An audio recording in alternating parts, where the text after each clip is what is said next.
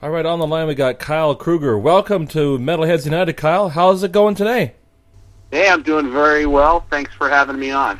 Well, it's been quite some time since we last talked, Kyle. We're glad to have you on the line here for the next little while. So to help you get the word out, maybe you can tell us exactly what the movie Here I Go Again is all about. Well, Here I Go Again is a documentary film that is rooted in the 80s genre of rock and metal. And essentially it's a story of two friends who reach their middle age and kind of take an inventory of their life and decide during that kind of midlife crisis to drop everything, put the career on hold, and try to find the guys that they used to play with in their 80s metal band and see if they can't put it back together and make something happen. Okay, so where the Anvil movie that everyone really knows about was how that band kind of got to the whole precipice of the music industry and just never really made it due to various reasons. Your movie is about how this band started out, never really quite made it, broke up, and then you decided to put the band together again and set a goal of touring and putting a rock and roll show on and filming it. Yeah, pretty much. And the difference between Anvil is, the core of our film is two friends, and the genre of music is similar, and that's pretty much where it stops, because Anvil never stopped playing. They played on and on and on and on. We did not. I mean, we were a very young band when we were together, and life just kind of got in the way. A couple guys decided to go off to college, a couple guys kept on playing, and they just, kind of split up. But the band had a lot of potential, and enough so that we felt like it was worth going back and seeing if we can't bring it back together. But there's guys in this situation who have not picked up an instrument since then. There are guys in this situation who haven't played live since 1986. So quite the departure from the Anvil film. Okay, so Kyle, tell me about the band. What's the name of the band? Where'd you guys come from? How far did you guys get in this crazy machine called the music industry? Well, keep in mind that this was in 1986 when we formed the band, and we were just out of high school. In fact, our drummer was still in high school. And we were a band, and we were called Trix, and that's Tryxx. Oh, really excellent. Really corny now, but back then... Excellent 80s band name. Yeah. Kind of shows you our age, I suppose.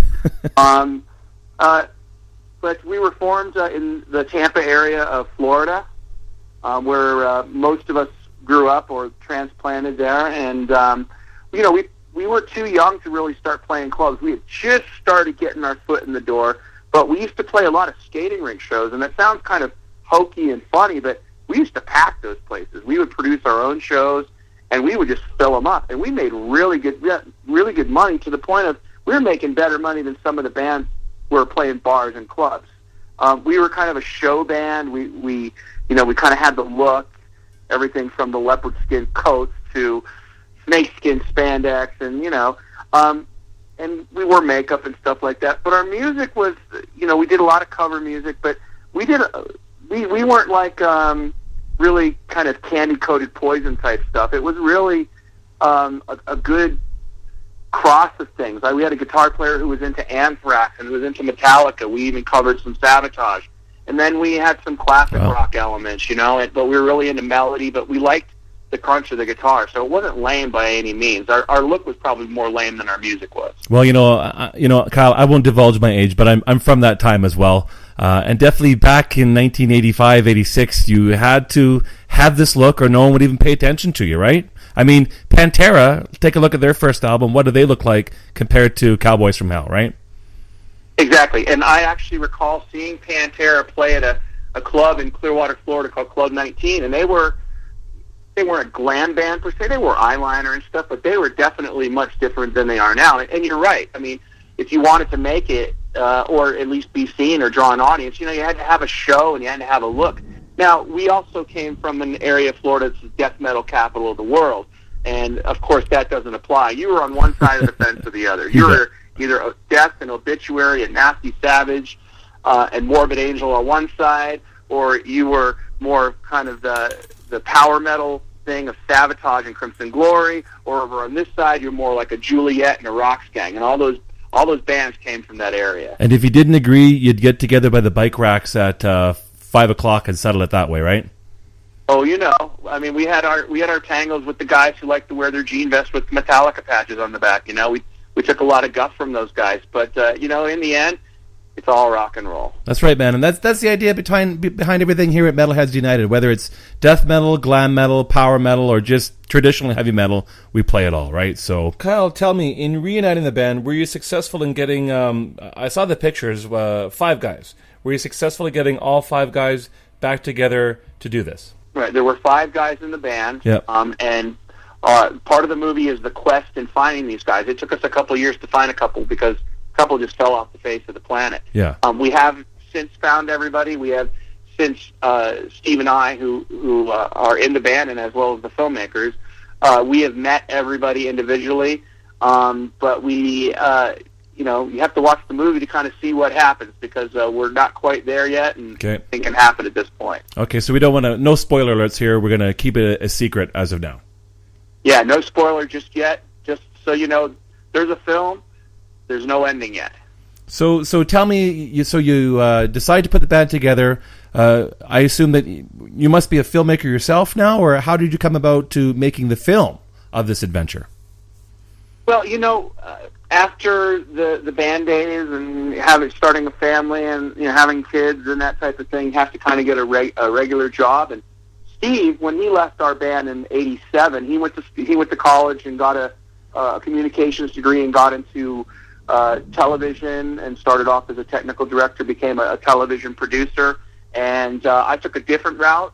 I actually started off as a stagehand and then became kind of a scenic designer and art director, and he and I ended up crossing paths in the mid-'90s again and started working together on different projects, and it kind of morphed into what we're doing now. We started our first film together in '99. It's called Rain Falls from Earth, and that was our first documentary, and once we wrapped on that, then we started working on this project. So, yeah, we did end up in the TV and the film side of things, and now we're marrying both loves together. Well, TV, music, movies, all entertainment, it all ties together anyways, right? Absolutely. So, tell me what can you tell me about the movie? So you go out on the road. From what I've seen from some of the trailers, and we've popped them up on the Metal Nation Radio Facebook page. We put it on the Metalheads United Facebook page. You get a chance to sit down with some of these major artists from the time that are still doing their thing today. And I think, is the goal not to get the band to open for one of these guys? How is that going? Who have you sat down with, and how is that quest going? Well, first off, when we started this whole process, we really wanted to have some fun with it and see how far we could get in trying to get this band formed. And we decided to make a movie about it. And then we said to ourselves, well, really, who wants to see a movie about us? We're a couple of nobodies. Our band didn't really amount to much. So we decided, in order to make it really valid, that we were going to go out and we were going to get advice from all of those guys that we used to have hanging on our wall. So we went on a quest to meet as many of those '80s artists as possible, and right now we're closing in on 60. We keep doing interviews. Every time we run into somebody, they've heard about us, and we sit down and we talk with them. And basically, their role in the film is kind of, setting up what the scene was like and what the music era was like, and then we ask them pointed questions that we feel would lend themselves to a commentary as our story starts to unfold. So that's the role of all of these bands, and I mean, we've got everybody from we've got people from Anthrax, and we've got Motorhead, Sabotage, and then on the other end of the spectrum, we've got Kix and Y&T and Keel and John Corabi, who used to be in Motley Crue. I mean, the list goes on. I mean, it's quite the cast that we have, and I don't think it's ever going to be repeated. It's taken us quite a while to amass the talent. Well, it sounds like you've certainly sat down and had a great chance to talk to, like I said, artists that some people may have forgot about these guys, but these guys haven't stopped. They're still playing the festival circuit. They're still playing, to 2,000-3,000 people a night because the music just hasn't gone or died. It hasn't gone away, has it? I think it kind of worked its way underground. A lot of people are quick to blame the whole Nirvana and grunge thing happening and kind of destroying what's now referred to as hair bands or hair metal. But quite honestly, it was the record companies that kept on kind of regurgitating everything. And by the time we got to our sixth wave, it just became so watered down that I think it just imploded on itself. And after that, once people are, fed something that's not genuine, they move on to something else that they think is genuine. And I think that music, where it came from the underground in the late 70s, went back underground for about 15 years. But a lot of those bands kept playing. Some of them did the same thing that we did. They went and had families, they went back to school, they got jobs, and then the timing became right to kind of start it all over again, put their bands together. And, a lot of these bands are not, don't do world tours anymore. They do weekend gigs and fly in places. But the one thing that you'll notice that's kind of absent from our film is that we didn't go after the Poisons or the Def Leppards or the Metallicas, the Motley Crues, the Whitesnakes, the bands that really have been able to sustain themselves. A lot of the bands that we are featuring in our film are kind of going through something that we are. They're kind of reinventing themselves, going through their own sort of new renaissance, and of course on a much different level than we ever did, because they're able to capitalize on previous success. But it's interesting talking to these guys and seeing where they're coming from and how everything has changed. And we've gotten some good advice along the way, which is important. Well, that's great. I mean, it sounds like a musical journey. It sounds like you're seeing the past catching up with the future, and seeing all these great artists come back. I think of some of the movies back in the day, Decline of Western Civilization, Metal, A Headbanger's Journey. Some of those albums have great soundtracks. I imagine meeting all these guys, maybe you must have a chance of putting out one kick-ass hell of a soundtrack. We're a little early in the process to really figure out what we're going to do there, but there's a lot of interest by a lot of these bands. We've already got we're partnered up with F&A Records, who are kind of a reissue label based in, I think, if I'm not mistaken, it's in Nashville, Tennessee, and they've got a lot of bands like Tora Tora and Roxy Blue, Rox Gang, Royal Blood, Gypsy Rose. A lot of those bands on their label, and they were kind enough to license us some music for the film to be featured, and kind of took care of the tab, which was great. So awesome. We're on our way there. We know we do have some music that's absolutely going to be in the film. There's other music that we would love to have that we're going to have to deal with licensing issues, and that's kind of expensive. As far as the actual physical soundtrack is concerned, we've got a great idea to do kind of a two-part project where it's then and now. We'd like to include a classic tune from a band featured in the film, and then something brand new by them. Very cool. So blast from the past and something brand new.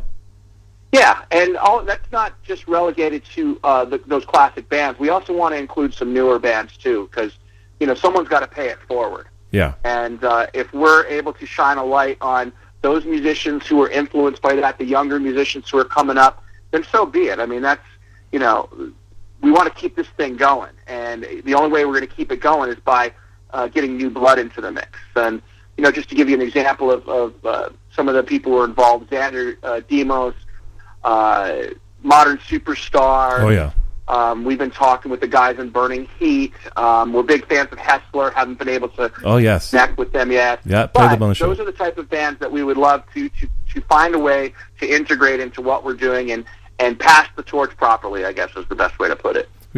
I find that today, what everyone likes to call, hair metal, glam metal, classic metal, now it's being relished and it's being embraced as traditional heavy metal. And like you say, bands like Hessler, or, bands like Holy Grail, or Elm Street from Australia, these bands are embracing, what a lot of people were thinking hokey 10 years ago. It's the music you want to hear now. Yeah, everything runs in cycles. I think that pretty much everything has been done. There's only X amount of chords, and it's how you it's all in presentation now, and it's how you marry all that classic influence with modern technology. It's also about messaging, and it's about show. The show is starting to come back, and it's real important. And it doesn't matter whether you're a glam band or you're a death metal band, any type of extreme metal, power metal. It's still about the show, and that's what people really want to see. It's a music made to be played live, unlike this canned crap that you get on Idol and get on all these TV shows and all the garbage, and I don't apologize for saying that you hear on the radio today that is force-fed. You know, if I turn on the radio and hear Katy Perry 4 times in an hour, I got a problem with that, you know? Yep. And that music doesn't lend itself to be playing live. You know, this is live music, and the show will always win. You know, 4 chords and the truth is how I look at things, right? Yep. There you go. So, you know, you're talking about modernization and technology. I know you're doing some very unique and interesting things to raise funds for this film, because it is an independent movie. You don't have some big studio behind you bankrolling you. You're having to do it all yourself. Why don't you tell us a little bit about what you're doing to fund this movie and how the listener can get involved? Well, I'm glad that you mentioned that. We're actually, we've self-financed this film up to this point. We've been working on it for 3 years. We put everything that we have. We've left our jobs to focus on this. It's become a full-time job. And we've reached the point where we've gotten our movie to a certain point where we're ready to kind of put the finishing touches and get the band reunion shot and get all this stuff going. And it's pricey. It's not cheap. Trying to fund it by traditional means through Hollywood and people like that, you know, unless you are part of this music, you don't get it. Yeah. You don't, and unless you are part of it, you don't understand the expanse and how many people were really into it and what the potential is for this thing to, you know, turn a dime. But we decided, you know what, we're going to keep moving, and if we're going to do it whatever we have to, and we've taken out dozens of credit cards, and we've kind of exhausted all of our personal efforts. So now we're taking it to the people. We're doing a crowdfunding campaign on Indiegogo that goes live on July 25th and runs through August 29th. And we have rewards after reward after reward available to anybody who feels strongly enough about what we're doing to contribute. Everybody who contributes gets something. Every single contribution gets a 20-track downloadable MP3 compilation featuring a lot of the bands that I mentioned: Keel, Keel, XYZ, Lillian Axe, Xander Demos is on there, Excellent. Modern Superstars on there, Tora, Roxy Blue, Rox Gang, a lot of these bands are on there. And it comes with some downloadable posters as well, and that's off the top. Everybody gets one. It was important that we were able to deliver something that people could get their hands on immediately and not have to wait, 5, 6, 7 weeks in order to collect the rewards. We've come out with a new line of merchandise that we're offering up. Of course, we're doing packages, rewards where you can get the DVD before it's released. I've got bands that have pledged items. Ron Keel has pledged a test pressing of The Final Frontier. It's the only one in existence. Wow. And it's autographed by the entire band. I've got Y&T has given some rewards. Lizzie Borden just jumped on board and was going through their stuff, and they found a unused, unworn, new T-shirt left over from the '87 Me Against the World tour. Holy shit. If you're a T-shirt guy like I am, you know that that's worth a lot of money. Well, that's gold in the bank right there, man. Exactly. So, but there's no such thing as a free lunch in our world, and we don't expect anybody to treat us like a charity. We really want people to come on board with us because they're passionate about the music and they're passionate about what we're doing, and they want to get some cool stuff in return. Well, that sounds pretty cool. So you must be using I heard you mention Facebook, social media. Where can fans go to learn more about Here I Go Again and maybe contribute to your Indiegogo campaign? Well, I tell you what, again, we're going live on, by the time this airs, I guess it will already be in full swing. Yep. You can go straight to our website, which is www.haireigoagain.com. It's HAIR. And when you get there, you'll hit a splash page, and you can go straight to our Indiegogo event and take a look around and see if there's anything that you like. And if you got a couple of dollars to spare, we'd really appreciate it. It would be an investment very much worth your while. We're also on Facebook at Here I Go Again. Just do a search on that. Twitter, Here I Go Again Doc.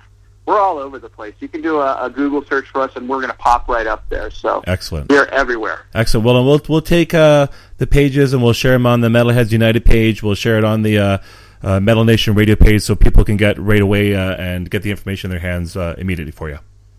And that would be awesome. Right on, man. So when is do we have an anticipated release date yet? Do we know when we can actually check this movie out and see Trix reunite? Hopefully? Well, right now it comes down to dollars and cents. The sooner we're able to satisfy the expenses of finishing the film, the sooner that we're going to be able to release it. Right now, we're probably looking at March. I would love to have it done before then, but realistically speaking, it's going to take some time to edit. It's going to take some time to negotiate licensing on the soundtrack and all of the stock footage and all those things that go in. And then we've got to finish shooting the film out, which is an expense and also a time issue, trying to get all these guys to leave their lives for 30 days. We're going to go 30 days, 30 nights sequestered in a house. We're going to rehearse there, we're going to record there, and we're going to see if we can keep from killing each other. Well, I'm looking forward to seeing the results and hearing the results, and hopefully when the movie comes out, we'll have you back to talk about the movie coming out, and then after that, when you guys get nominated or win the Academy Award for Best Documentary, right? Hey, from your mouth to their ears. All right, Kyle, well, thanks a lot for hanging out with us today. I really appreciate it. Good luck with the film and with all your future endeavors. And let's just get right into it now and get right back to the music you're talking about. This is Keel on Metal Nation Radio and The Right to Rock.